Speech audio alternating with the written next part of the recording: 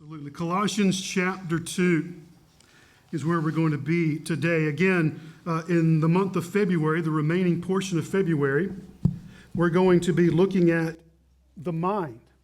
And more specifically, how do we honor God with the way that we think? Now, we often, as Christians, we often focus on how do we honor God with the way that we act? Well, really, if we want to understand that, we really need to take a step back because our actions are controlled by our thinking. So what we want to do is honor God with our thinking, and if we honor Him with our thinking, quite naturally, we will then honor Him with the way that we act. And today, what we want to focus specifically on, as I mentioned with the children just now, is how do we guard our minds?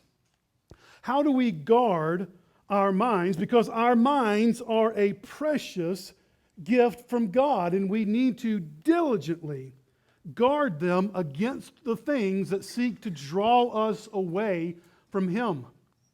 Because every day of our lives, I would dare say every hour, just about every moment, there is going to be competing thoughts, competing things that are trying to get to your mind to influence you either away from God or toward Him.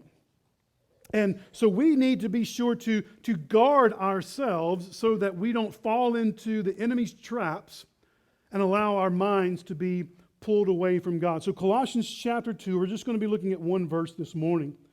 Colossians 2, verse 8.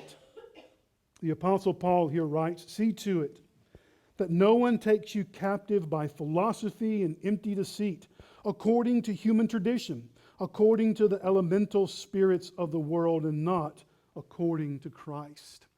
Father, I pray this morning that as your word is read and as it will be explained, that you might teach us. Father, lead and direct us and help us to guard our minds. I pray this in Jesus' blessed name. Amen. Well, let me begin before I get into the specifics about how it is that we guard our minds to help us to understand that we have a choice. That we have the ability to guard our minds, to think right thoughts, and to turn away from wrong thoughts. And one of the ways that I know this is the way that the Apostle Paul begins this verse. He tells the Colossians, see to it. In other words, he's telling them, hey, I'm going to give you instructions of something that you can do. That verse that I just read, Philippians 4:8 to the children. Paul tells the Philippians and us as well to think on these things that are good and holy and just and righteous. God's not going to tell us to do something that we can't actually do. And so we have a choice. See to it that these things take place. And so how do we guard our minds? First of all, we recognize the danger.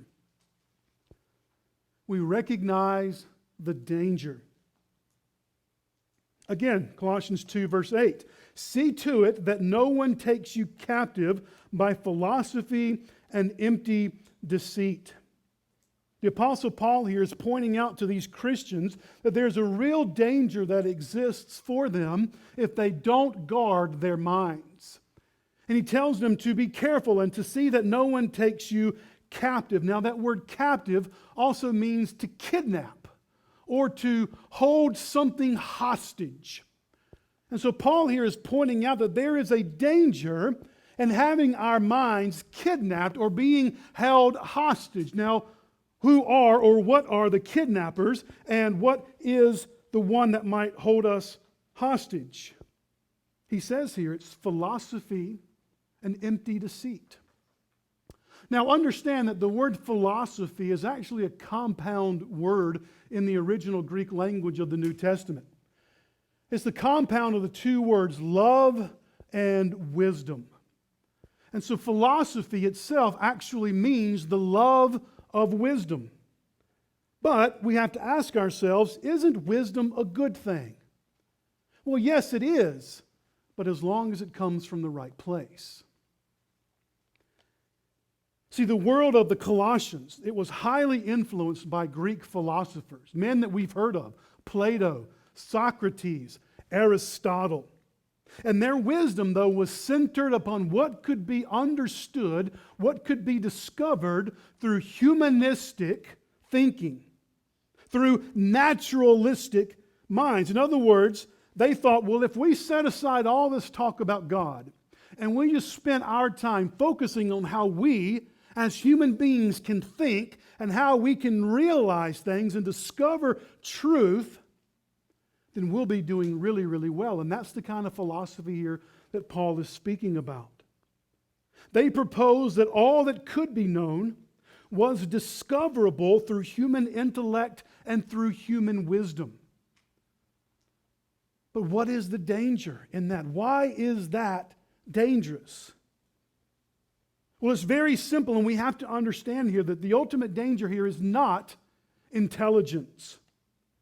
The ultimate danger is not discovering new things. It's not a blind adherence to something that we don't understand. You see, the real danger of philosophy and human wisdom is that it always leads to an individual coming to the point of thinking that they are much smarter than everyone else, but also much smarter than God. That's ultimately what it comes down to. That somehow you can know more than God does, that we can somehow know better than He does. And friends, this is the oldest sin in the world. All we have to do is turn back to the beginning of the book of Genesis. And we read about the interaction of God and Adam and Eve and Satan as he came as a serpent and he tempted Eve. And Eve thought that she knew better than God. That, friends, is the philosophy that Paul here is warning against. Of thinking that we're so intelligent that we know better than God. This danger is us saying, I'm going to chart my own course. I'm going to be in charge of me. Now, I don't know how often you try to catch a fly, but most people understand that using something sweet like honey actually attracts flies. That's where the phrase comes from, you will attract more flies with honey than you do with vinegar. But did you know that flies can't tell the difference in real sweet things like honey and artificial sweeteners? That you can put both of them out and flies can't tell the difference by the way that they taste. But the big difference is that if a fly eats artificial sweetener, it'll die. It kills it. And see, the same is true of us. When we try to guard our minds, we have to recognize that there is a danger. The philosophy that's based solely upon human reason, human intellect, is dangerous to us. And unfortunately, we sometimes can't tell the difference. But we can tell the difference by, first of all, recognizing the danger. Secondly, we recognize the source. We recognize the source. If you want to understand how something operates, go back to its source. So again, Colossians chapter 2 and verse 8. See to it that no one takes you captive by philosophy and empty deceit. Listen, here's the source. According to human tradition, according to the elemental spirits of the world. So what's worse than someone developing an idea that's based solely upon human reasoning? Well, what's worse than that is then passing that on to someone else. Paul here is warning the Colossians to be on guard when it comes to philosophy and empty deceit that comes through human tradition. Now, please don't get me wrong, because tradition can be good, but it can also be harmful. Passing down wrong ideas and wrong practices just because, well, that's the way we've always done it, can be extremely harmful. It can be short-sighted as well. And so continuing to do things simply because, well, we've always done it that way, without actually knowing why do we do it that way. Is it actually benefiting us to continue doing it that way? That's human tradition, and that's the source sometimes of humanistic and naturalistic philosophies. So look, I've never been part of a fraternity or any type of a club like this, but every once in a while you'll hear those news stories about these kids that go to college and they want to join a fraternity. And then all the members of this fraternity think it's, their job to haze this kid and to put him through all of these different exercises. And unfortunately, sometimes you hear on the news about these kids when they do these things, that they get seriously injured, and sometimes these kids die. Every time I hear that, I get so angry, and I can't understand, why do people still do that? Well, the reason why they do that is because it's tradition. Because the ones doing it to these new kids had the ones do it to them before. And so they're only doing it because it was passed down to them to do it. That is the danger of human tradition. In our spiritual lives, there is just as much danger. Doing things for God simply because we've always done it that way can be dangerous. And Paul here is warning the Colossians, don't be taken captive by something simply because its source is human tradition. Also, he warns, don't be duped by the elemental spirits of the world. This simply means the most basic things of life, like fleshly passions and desires and longings. Don't allow those things, the most basic things, take you captive. And so as we guard our minds, as we seek to recognize the source of proper thinking, where do we turn? Well, in life, it's common for every single person to ask some very serious questions at one time or another in their life. They ask the questions like, why am I here? Why do I exist? What's my purpose? We all come to those places in our lives, sometimes even more than once throughout our lives, when we question, why are we here? What am I supposed to be doing with our lives? And when we ask those questions, there's really only three places that we can look. We can either look inward, we can look outward, or we can look upward. But let me just say that looking inward is dangerous because we are all sinful and we have corrupted hearts. Jeremiah chapter 17, verse 9, the heart is deceitful above all things and desperately sick. Who can understand it? And so listen, when people say, hey, just follow your heart, tell them, no, don't follow your heart. It's deceitful. In Matthew chapter 15, Jesus says, for out of the heart come evil thoughts, murder, adultery, immorality, theft, false witness, and slander. All these things come from our hearts. Don't look inwardly. Why do you think that in the South women say, well, bless your heart? Because they realize there's nothing good in there. Looking inward is a terrible place to try to find answers to the basic questions of life. Well, maybe if we can't look inwardly, maybe we can look outwardly, but that's just as dangerous because, folks, there's a bunch of kooks in this world. There are weird people who have weird beliefs in this world. So looking outward to others can be dangerous as well. I've got a friend whose brother absolutely rejects the fact that God created the world. Even more specifically, he rejects that God created humanity. But he actually thinks that there's a good possibility that aliens came to earth and populated the first people here. That's what you get when you look outwardly to others for the basic answers of the questions of life. Did you realize that there are some people in other lands that believe that, you know how when you put two mirrors facing each other, you kind of see the reflection going on and on and on and on? They won't do that. They absolutely are against that because they think that when you do that, you're opening a doorway for the devil to come into the world. Folks, people have odd and strange ideas, and that's what you experience. That's what you run across when you look outwardly to try to find the basic answers to the questions of life. And so if we can't look inwardly and we can't look outwardly, where do we look? We look upwardly. And that leads us to point number 3 today. Recognize the alternative. Recognize the alternative. Not only should we recognize the danger, we need to recognize the source. We also need to recognize the alternative. Again, Colossians 2, verse 8. See to it That no one takes you captive by philosophy and empty deceit according to human tradition, according to the elemental spirits of the world, and not according to Christ. Notice that Paul here writes that everything that the Colossians need to guard themselves against can be summed up with the last 4 words of that verse. Not according to Christ. That's an excellent way to gauge our lives, isn't it?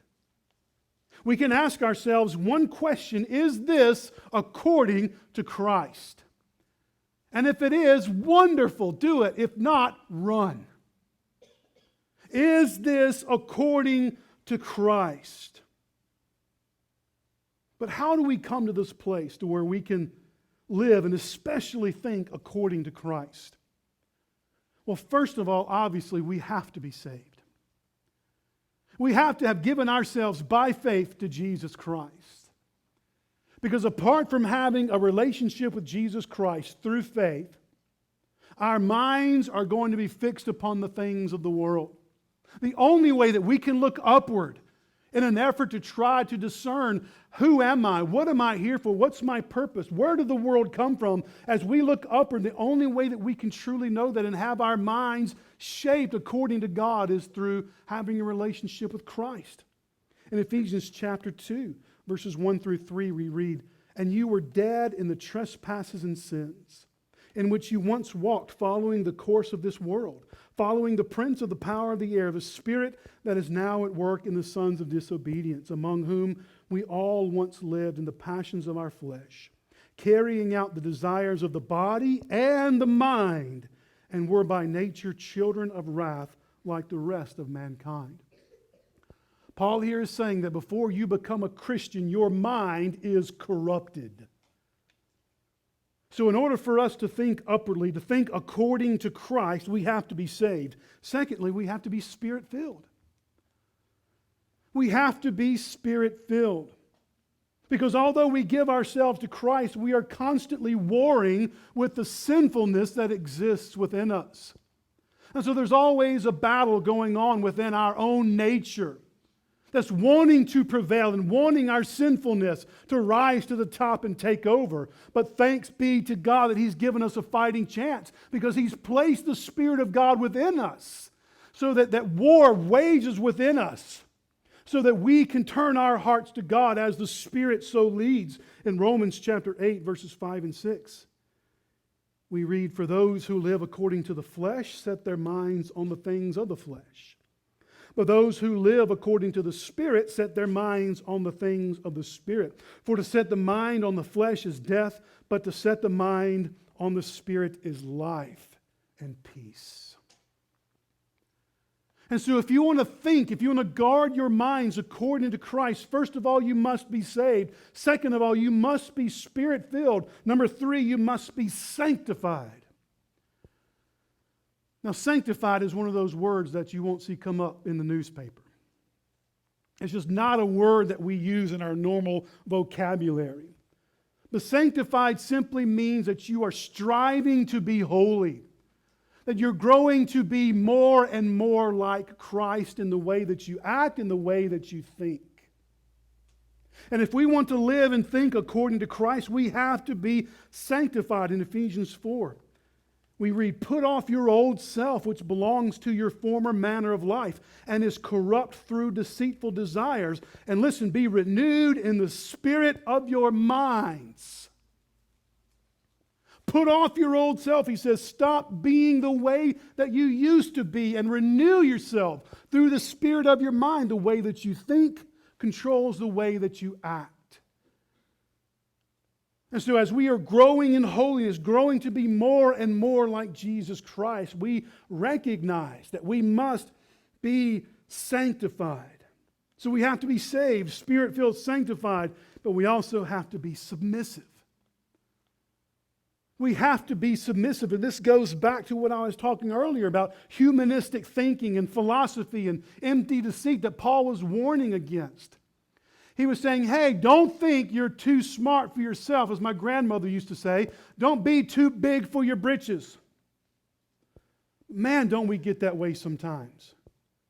Don't we often think, I am so smart, I've got all of this figured out. I know exactly what's going on right now. I know exactly why this is happening. I know exactly why that is going on. And I understand everything so well. Aren't I so smart?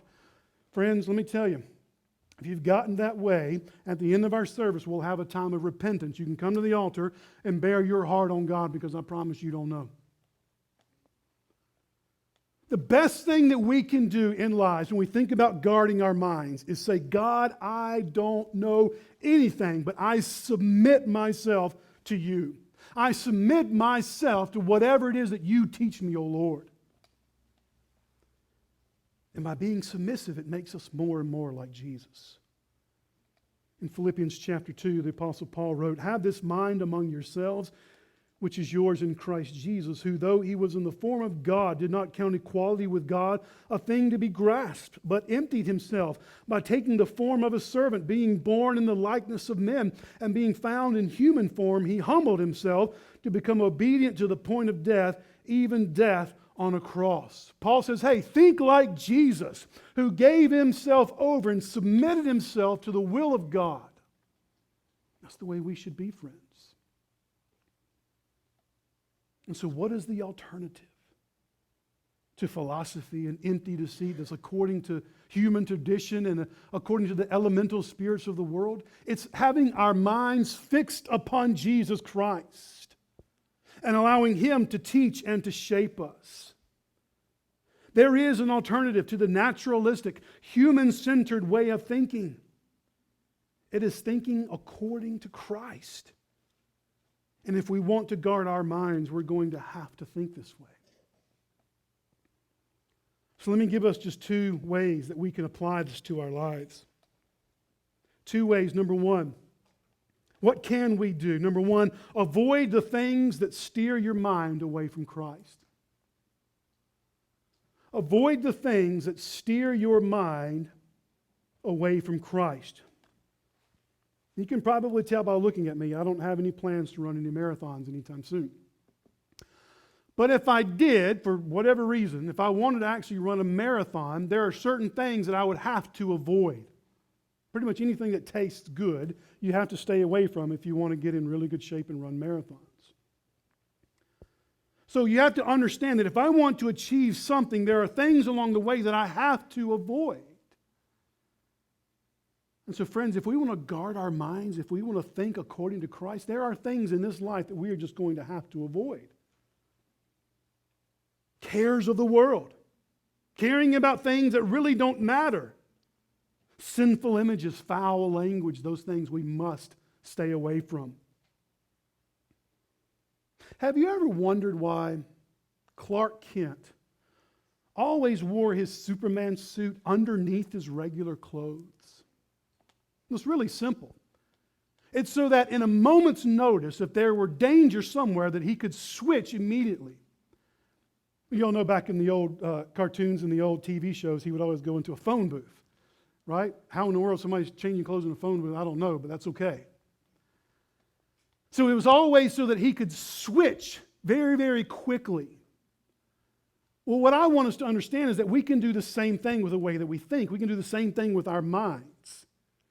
That we can live according to Christ and in such a way that when we see something that we shouldn't be, that we should avoid, we can switch.